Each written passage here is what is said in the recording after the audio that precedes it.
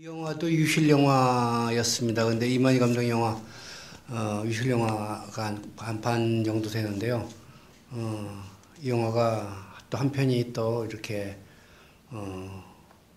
창고에 그 알곡이 채워지듯 이렇게 한 편이 채워졌습니다. 근데 이 영화는 저도 이 영화를 처음 보는데요.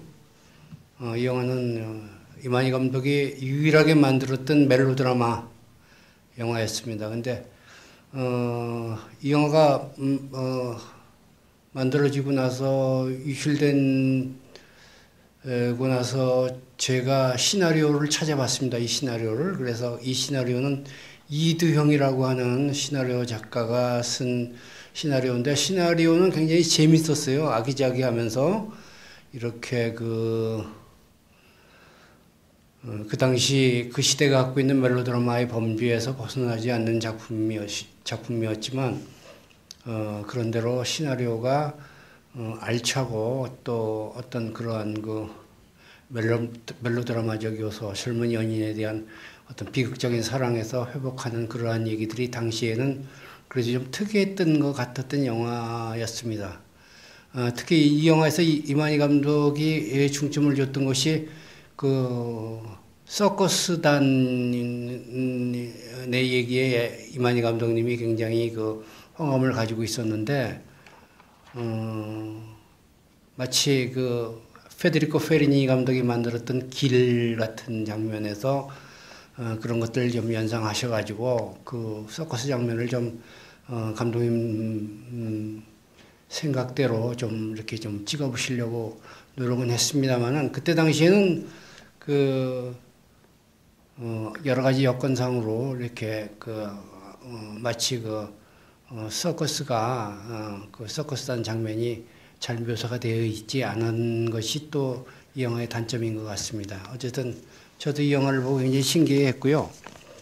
제가 오늘 저번에 김기현 감독님 10주기 때 김기현 감독님의 유실 영화를 제가 똑같은 이러한 그 자리에서 이야기한 적이 있었는데, 그때 어느 브로거께서 좋은 평을 해주셔서, 또 이만희 감독님의 유실 영화 중에서 제가 어렸을 때부터 봤던 이만희 감독님의 영화를 입으로 구술한다는 게 굉장히 어렵고 이게 좀 모순된 얘기지만, 워낙 이만희 감독님 영화가 전설처럼 회자되고 그래가지고 제가 이런 눌변이나마 이만희 감독에 대한 이야기를 하지 않으면은 안 될 것 같은 어떤 그런 사명감 때문에 이 자리에 섰습니다. 말과 영상의 차이는 엄청나게 큽니다. 그런데 더욱이 제가 이만희 감독님 영화를 본 지금 얘기하는 흑맥과 시장은 1965년도 작품인데, 이 영화를 어린 나이에 봤던 제 기억으로서 이 작품에 대해서 이야기한다는 것이 굉장히 모순된다고 생각을 하지만, 이 영화를 꼭 이야기하고 넘어가야 될 것은 뭐냐면은, 이만희 감독님이 많은 영화를 만들었습니다만 굉장히 생전에 살아계실 때도 좀 이렇게 불우한 감독이다, 불행한 감독이라고 얘기를 많이 합니다만, 사후에도 역시 불행한 감독이라고 저는 생각을 하는 것이, 이만희 감독님의 가장 대표적인 만추가 필름이 없다는 겁니다. 김기현 감독님이나 유현목 감독님들이 대표작이라고 할 수 있는 김기현 감독님의 하녀, 또 유현목 감독님의 오발탄, 이런 것들은 필름이 남아 있어가지고요. 그 감독님에 대한 어떤 그런 명확한 작가적인 해석이라든가 이런 것들이 충분히 후학들이 그런 것들을 연구하고 그 감독님에 대해서 칭송도 하고 이렇게 평론도 하고 그러지만, 이만희 감독님의 가장 대표적인 만추가 없다는 것. 그리고 또 저는 만추 이전에 이 두 편, 흑맥과 시장, 이 영화 두 편이 유출됐다는 것에 대해서 굉장히 저는 분통하고 굉장한 유감을 느끼면서 살아가고 있는데요. 어쨌든 간에 이 두 편의 영화를 만들고 나서 그 다음에 만추를 만듭니다. 그리고 흑맥과 이 시장이라는 영화를 드디어 만들면서 감독님이 한국적 이만희식의 리얼리즘의 영화 감독으로서 자신을 재인식시키는 그런 아주 가장 중요한 영화가 이 흑맥과 시장이 아닌가 생각을 합니다. 밤도 늦었고 그래서 제가 간단하게 그 놀변이나마 이 두 작품에 대해서 이야기를 하겠습니다. 이 흑맥은 그때 당시에 그 이문이라는 소설가가 쓴 그 단편 소설 흑맥이라는 소설을 각색한 작품인데요. 흑맥이라는 말은 검은 보리, 그러니까 즉 뽑아버려야 할 그러한 그 못을 보리라는 얘기입니다. 그러니까 쭉쟁이라는 얘기인데요. 깜복이 쭉쟁이라는 얘기인데요. 이 사회에 있어서는 안 될 어떤 불량 소년들에 대한 그런 사람들을 지칭하는 얘기입니다. 그때 당시에는 6.25 전쟁이 끝나고 나서 10만 명이라는 전쟁고아가 이 사회에 기생하고 있었습니다. 이들은 자신들의 죄가 아닌 어떤 전쟁과 이런 그러한 민족의 순환 때문에 10만이라는 인원이 소위 말하는 전쟁고아로 어린 나이에 생존하면서 그들의 삶을 그리는 과정에서 이만희 감독은 전쟁고아라는 전쟁고아라는 그러한 그들의 부류에 천착했던 것입니다. 영화는 굉장히 간단해요. 서울역을 기생하는 이만희 감독님의 영화의 특징 중에 서울역을 굉장히 좋아합니다. 기차를 좋아하고요.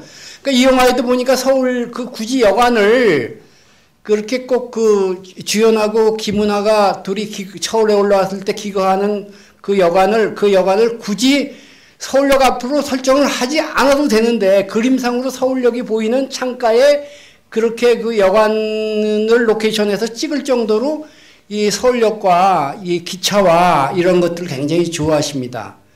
그래서 특히 이 흑맥이라는 영화도 서울역에 기생하는 그러니까 이제 불량배들에 대한 이야기입니다. 영화가 시작되면서 그 여관 정도 되는 그 건물에서 찍은 아마 부감 정도 되는데 한 소매치기 소년이 그 여행객의 보따리를 들고 달려 나오는 데서 영화는 시작됩니다. 그 뒤를 형사가 쫓아나오죠. 소년은 도망을 쳐가지고 어디로 가냐면은 염천교 그 뒷골목으로 가서 어느 그 과일 장사를 하는 그 좌판 밑에 숨습니다. 형사가 거기까지 따라옵니다. 그 과일 장사를 하는 그 과일 장사의 좌판은 바로 문희가 장사를 하는 좌판입니다. 소년이 날치기 소년이 리어카 뒤에 숨고 형사는 그 앞까지 왔다가 돌아가 버립니다. 그런 사이에 이 소매치기 소년은 거기에서 그 문희가 읽고 있는 성경책 하나를 얼른 또 훔칩니다. 이 훔친 이 성경을 소년의 두목인 독수리 신성일인데요. 신성일이한테 그 성경책을 갖다 주니까 신성일이가 성경책을 펼쳐보니까 거기에 미순이라는 이름이 적혀 있습니다. 미순이라는 이름은 바로 신성일이가 고향에서 같이 살았던 자기 여동생 6.25 때 폭격을 맞아 죽은 여동생의 이름입니다. 미순이라는 이름에 어떤 공감대를 느끼면서 다시 그 소년을 불러서 이 성경책을 돌려주라고 전해줍니다. 그런 소년이 성경책을 돌려주러 갔다가 와서 하는 얘기가 그 누나의 엄마가 죽었다라는 부고를 전해줍니다. 그 장면이 여기 이 영화의 조감독을 했던 양택조 선배님이 계신데요. 제가 생각하기는 저쪽 서울역 뒤에 어느 벌판 같은데요. 그 장면이 굉장히 인상 깊게 그 영화를 찍었습니다. 오두막집이 하나 있고 문희가 이렇게 걸어 나옵니다. 걸어 나와서 우물가에서 이렇게 두레박을 이렇게 해서 물을 껴서 배가 고픈 듯이 물을 떠서 마시는 장면에 앞에 보니까 누가 와 있어요. 보니까 신성일이에요. 그러니까 신성일이가 와 있고 그 다음 장면이 이 양아치들, 이 똘마니들이 관을 들고 나가는 장면에서 이제 그 신성일과 문희와의 만남이 아주 간단명료하게 처리가 됩니다. 그러고 나서 이 어머니를 잃은 고아소녀인 문희는 자연스럽게 신성일이와 같이 신성일이의 그 거처에 와가지고 같이 생활을 하게 됩니다. 신성일이가 불량배라는 사실을 한 이 소녀는 굉장히 당황하고 그리고 어떤 의혹에 가득 차서 늘 신성일을 경계하고 있습니다. 그렇지만 두 사람 사이에는 남모를 사랑이 싹트기 시작했습니다. 그러다가 신성일 밑에는 두 명의 부하가 있는데 한 사람은 외팔이라는 유춘수라는 배우가 그 역을 했고요. 또 한 사람은 귀로에 나왔던 김정철이라고 하는 꺽다리 역할을 맡은, 그러니까 두 사람은 뭐냐면 밑에 엄격적으로 신성일이가 두목이지만 두 사람은 같은 부왕초로서 같은 친구 같은 사이입니다. 그래서 늘 이 사람들은 늘 같이 범죄를 저지르고 그럽니다. 특히 이 영화는 뭐냐면 그 범죄를 저지르는 그때 당시에 그 불량배들에 대한 묘사가 굉장히 리얼하고 잔혹하고 또 사실적으로 찍었다는 것에 굉장히 영화를 공감할 수 있는데요. 당시의 영화들을 보면은 그때 당시에 전쟁 소년들을 그린 영화는 김기영 감독님의 10대의 반항, 또 뭐 외국 영화로는 페데리코 페리니의 영화들, 뭐 이런 영화들을 들 수 있겠습니다만은 그런 영화들에 겨우 견주어서 결코 그 묘사가 그 묘사나 그 어떤 표현 방법이 굉장히 리얼리티한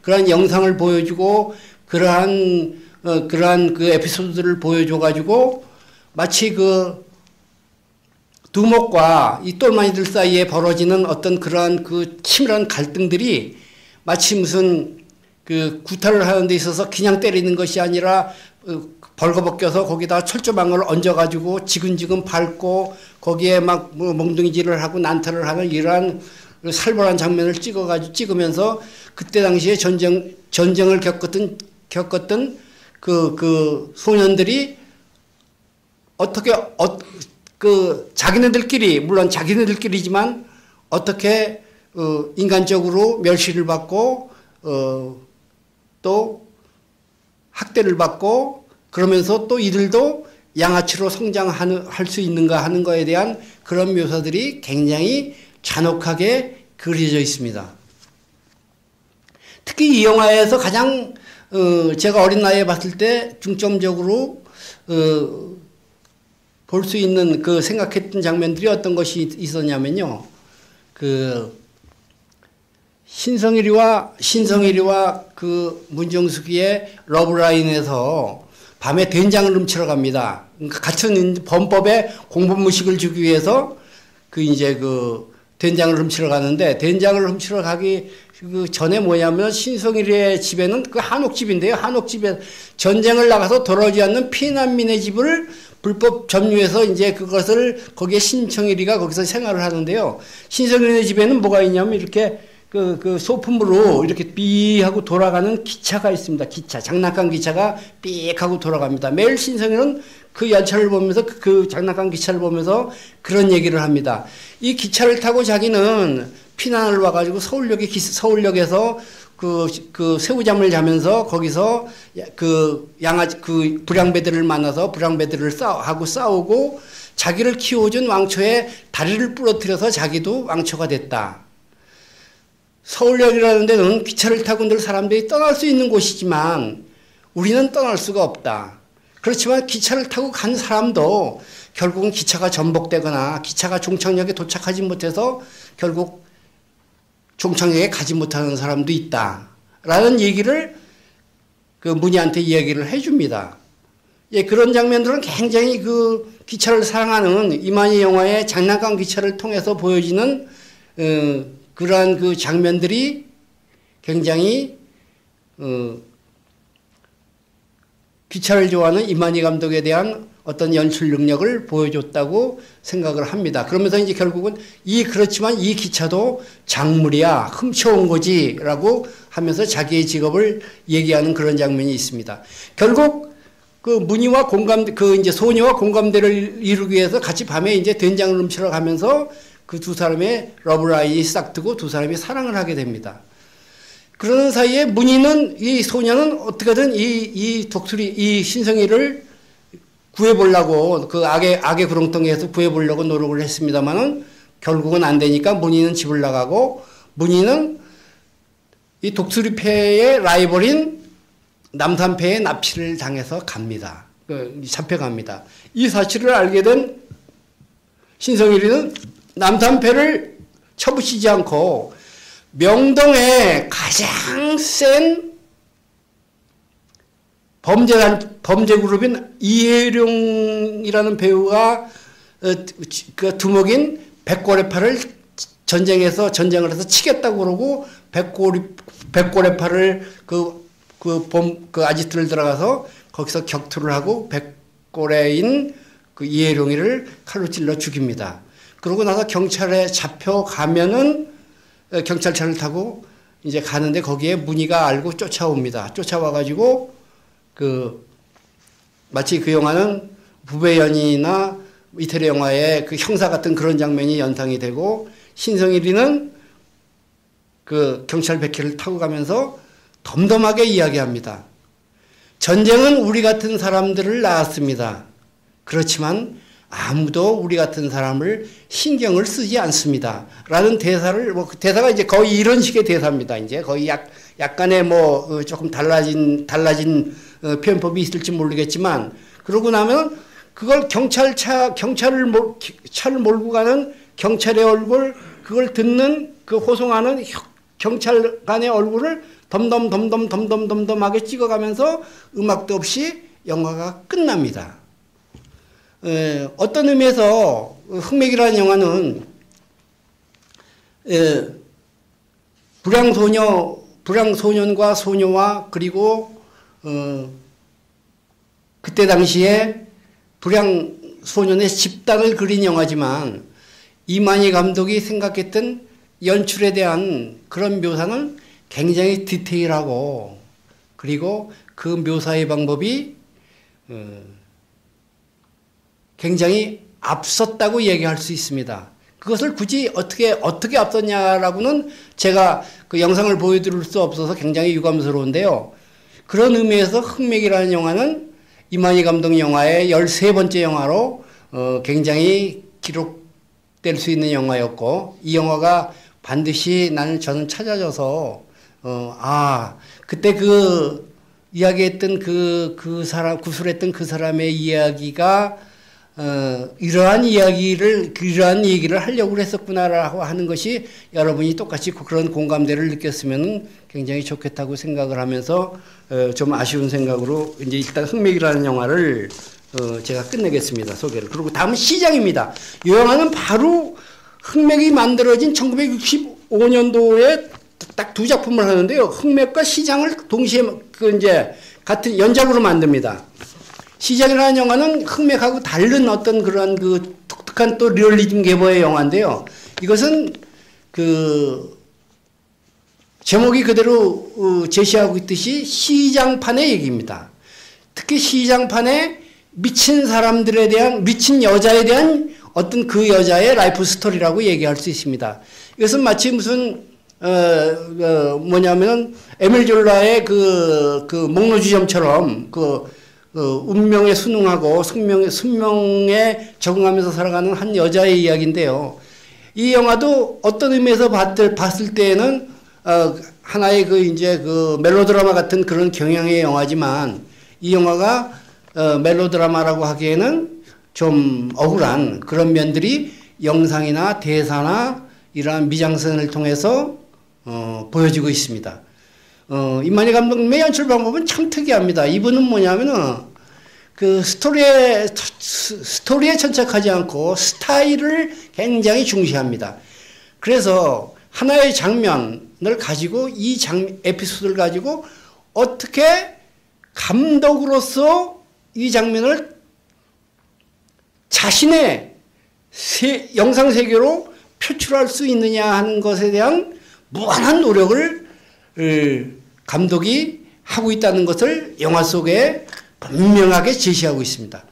영화는 한 4분 동안 사일렌트로 시작됩니다. 특히 이제 이만희 감독 영화에는 사일렌트가 많습니다. 그런데 특히 이 영화는 한 4분 정도가 3, 4분 정도가 사일렌트인데요. 추격자라는 영화는 앞에 한 10분 정도가 사일렌트로 시작됩니다. 그럴 정도로 영화를 사일렌트로부터 시작하는데 그것이 뭐냐면은 이 영화는 특히 어디서 찍었냐면 당시 서울역 옆에 있는 그때는 수산시장, 용산시장 같은 그런 수산시장에서 그 수산시장을 배경으로 해서 영화의 전편을 찍었는데요. 갑자기 영화가 시작되면서 생선이 이렇게 화면에 떠오릅니다. 주먹진 누군가가 생선 한 마리 지우고 있고 그것은 마치 아침 생선 경매장의 모습을 이렇게 찍은 건데요. 이렇게 손부터 시작해서 사람들의 얼굴 이렇게 해서 이렇게 거래하는 이 손짓 생선 이런 것들을 한 3, 4분을 몽타주로 보여주면서 영화가 사일렌트로 흘러가기 시작합니다. 그럼 마치 관객은 영사기가 고장난 것처럼 이렇게 화면 뒤를 쳐다보기도 하고 그러한 그 극장에서 그런 풍경이 보여지는데요. 그렇게 해서 영화가 타이틀백이 흐르면은 수산시장 시장 장면이 나오는데요. 이만희 감독님이 시장 장면을 찍는 장면은 다른 감독님들이 찍는 영화하고 이렇게 좀 차별화가 있는 것이 뭐냐면은 시장이라는 공간이 이쪽에 상점이 있고 이쪽에 상점이 있고 가운데에 자판이 있습니다. 자판이 차려져 있어도 거기서 이제 또 소상인들이 장사를 하는데 이분은 카메라를 이 좌판 너머에다 카메라를 이동할 수 있게끔 이렇게 만들어 가지고 일단 카메라 그 프레임 앞에 처음 보이는 인물은 뭐냐면 난전 상인들이에요. 그리고 그 사이에다가 이쪽 통로 사이에다가 배우를 걸어가게 합니다. 여기에 배우가 누구냐면 문정숙이라는 이 여배우가 미친 여자처럼 이렇게 미친 여자의 모습으로 걸어가고 거기에는 아이 둘이 어린아이 남자아이하고 여자아이 둘이 미친 여자를 따라가고 있습니다. 거기에 타이틀백이 흐르면서 영화가 시작되는데 이 여자의 과거로부터 이제 과거 얘기가 나라타주로 전개됩니다. 예전에 이 여자는 어엿한 이 시장의 자판 상인이었어요. 생선을 파는 상인이었어요. 근데 이 장사꾼이었는데 이 여자한테는 잘생긴 남편이 있습니다.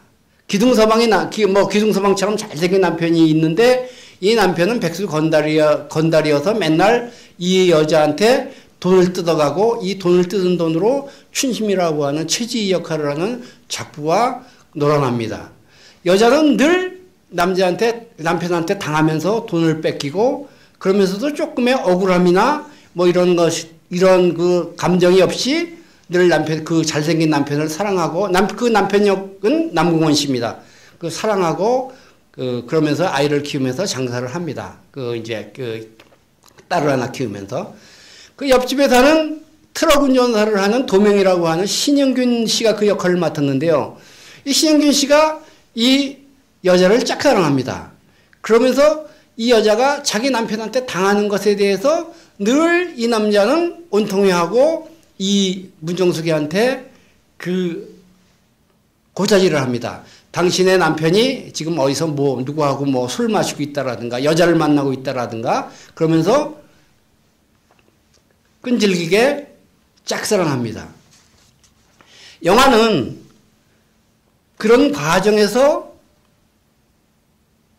문정숙이와 신영균 간의 티컥티컥대는 어떤 짝사랑하는 사람과의 어떠한 그러한 관계 설정과 남편과 또 춘심이라는 여자와의 작부와의 어떤 사랑 얘기가 이렇게 이제 곡선으로 해서 양극화돼서 흘러가기 시작합니다. 이 남편은 굉장히 용렬한 사람이에요.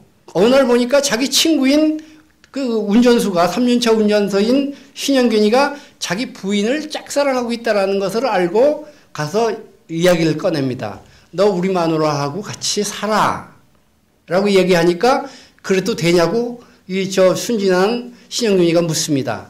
그럴 때 나한테 돈을 주면 돼. 내 마누라를 사. 이래가지고 차용증을 써가지고 자기 마누라를 팔아버립니다.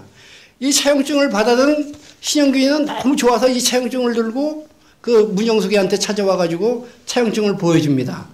당신 남편이 나한테 이렇게 팔았으니까 이제부터 당신은 내 여자예요. 내 여자요. 라고 얘기를 하는데 문정숙이는 어이가 없어서 대꾸도 안 합니다. 그러자 다시 신영균이는 그 남편을 찾아가서 당신 마누라가 답변이 없는데 이거 다시 돈 물어주고 이 차용증 없는 걸로 해야 되겠어. 그러니까 이 남편이 하는 얘기가 돈이 없다. 그러고 법적으로 걸려면 걸어라.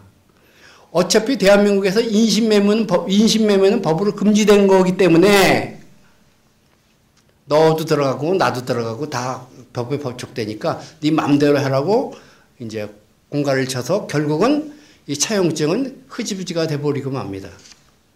그런 과정에 문정숙이가 거기 어느 날 우연하게 만났던 그 대학생 김정철의 일행과 크리스마스 날 크리스마스 파티를 갔다가 갔는데 거기서 아주 그 대학생들한테 남녀 대학생들한테 굉장히 인간적인 멸시를 받고 돌아옵니다.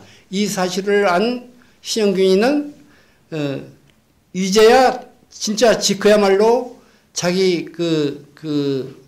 가 사랑했던 여자를 그 악랄한 남편으로부터 구하겠다라고 생각을 하고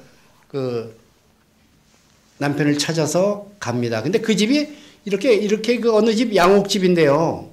어느 양옥집인데 신영균이가 도명이가 뛰어듭니다. 뛰어드는데 저쪽 2층에서 남편이 아마 여자의 정군의 집이다라고 이제 설정을 하면 되는데 이렇게 내려옵니다. 이렇게 내려오는데 뭐라고 대사를 합니다. 대사를 하고 나서는 갑자기 칼을 꺼내서 찔릅니다.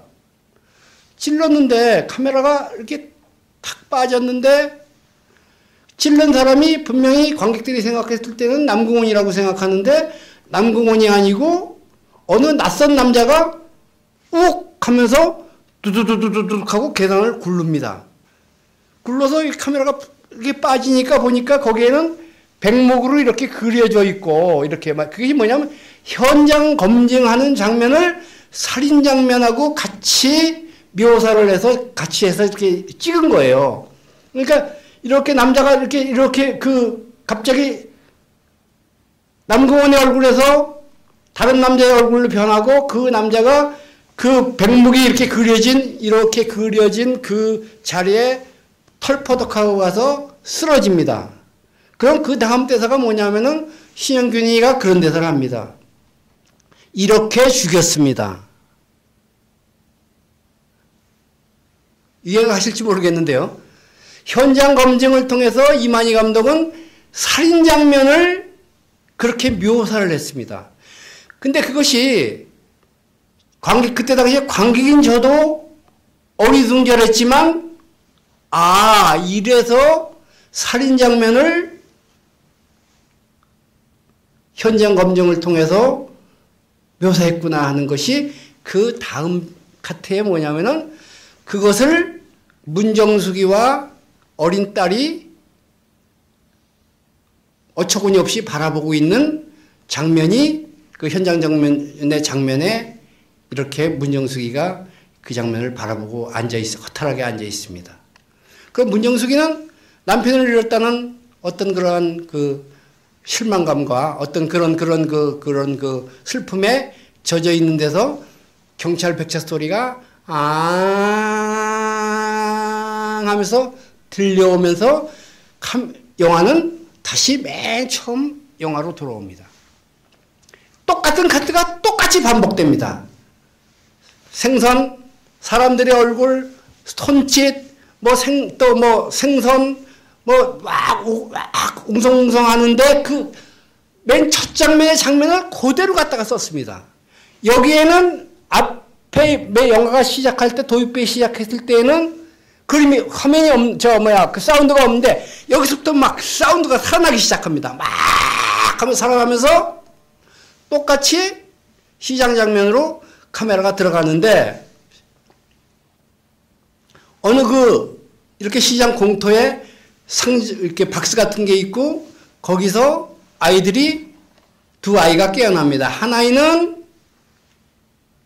문정숙이가 난 여자아이고 또 한 아이는 트럭 운전사, 지금 형무소에 가 있는, 교도소에 가 있는 그 신영균의 아이입니다. 두 아이가 서로 장난을 하면서 놀고 있다가 갑자기 이렇게 박스 같은 데를 제치니까 거기에 미친 문정숙이가 잠을 자다가 이렇게 깨어납니다. 깨어나는데 정신이 없는 거예요. 미쳤으니까. 그러니까 두 아이들이 거기를 그 문정숙이 주위를 돌아다니면서 하면서 마치 현장 검증에서 환청으로 들었든지 아니면 실제로 그 경찰차가 왔든지 간에 그 사이렌 소리를 아이들이 입으로 반복을 하니까 번쩍 하면서 문정숙이가 벌떡 일어나면서 정신을 차리는 거예요. 그 다음 장면은 역시 시장입니다. 그 시장 속으로 미친 문정숙이와 그리고 두 아이가 그 자판 사이로 걸어가는 데서 영화는 끝이 납니다. 굉장히 간단하고 또 뭐냐면은 그 내용도 그렇게 크게 이렇게 무슨 곡절이 있거나 무슨 클라이막스가 크거나 그렇지 않은 두 편의 영화는 이만희 감독님의 영화에 만추를 만들 수 있는 어떤 그때부터의 모티브가 되기 시작해서 이 두 영화가 당시 어린 저로서 또 아니면 그때 당시에 영화를 봤던 그 영화 관객들한테 굉장히 각인됐던 그런 영화가 아닌가 생각을 하고요. 사실 어떤 의미에서 이 자리는 굉장히 좀 이렇게 좀 모순된 자리가 분명합니다. 영화를 입으로 전달하고 말로 전달하고 이렇게 한다는 것이 굉장히 좀 어떤 의미에서는 넌센스적인 요소가 있지만은 그래서 저는 이만희 감독님의 영화를 보면서 자랐던 세대고 이만희 감독 영화를 통해서 꿈을 키웠고 또 영화계에 들어와서 이렇게 이제 지금까지 살아왔는데요. 그런 이만희 감독님에 대한 어떤 사랑과 존경의 의미로서 이 자리를 마련했습니다. 부족하지만 저희 이야기를 경청해 주셔서 대단히 감사합니다. 네. 뭐 질문하실 거 있으면 질문하셔도 좋은데, 예. 그냥 그럼 여기서 끝나겠습니다. 예, 감사합니다. 예.